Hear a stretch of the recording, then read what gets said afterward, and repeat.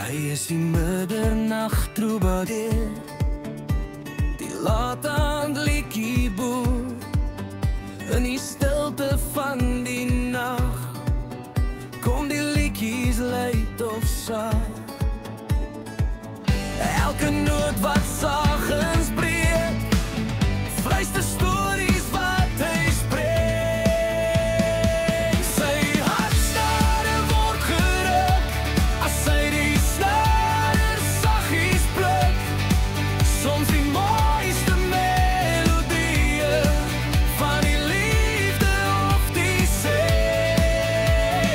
Oh, la la, sing saam met my, die melodie dra ons vry.